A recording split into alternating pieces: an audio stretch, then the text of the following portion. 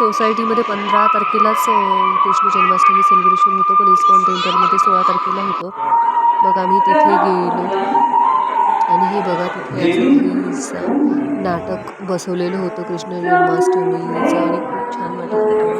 हाय, hello, नमस्कार, कसे आहात सगळेजण? आणि हे बघा किती सुंदर डेकोरेशन केलेलं होतं तिथे. आम्ही फर्स्ट टाईम असं कृष्ण जन्माष्टमीसाठी गेलो होतो, नाहीतर घरीच पूजा वगैरे सोसायटीमध्येच असतं. पण आम्हाला हे इन्व्हिटेशन आलं होतं आणि आम्हाला आमच्या इथून जवळच होतं म्हणून आम्ही गेलो. तुम्ही कधी गेला आहात का असं इस्कॉन टेम्पलला कृष्ण जन्माष्टमीसाठी? तर नक्की कमेंट करून सांगा.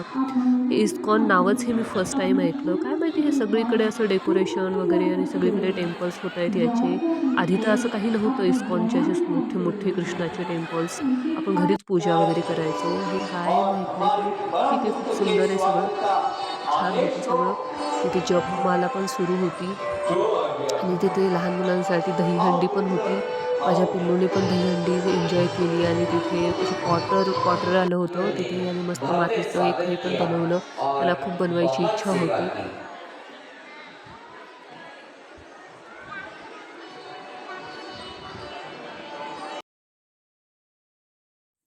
आणि तिथे असं काहीसं डेकोरेशन केलेलं होतं खूप सुंदरसं आणि छान वाटत होतं सर्व काही.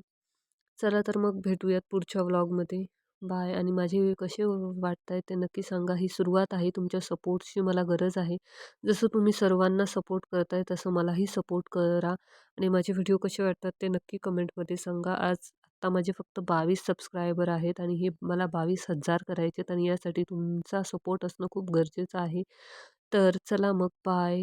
हरे रामा हरे कृष्णा.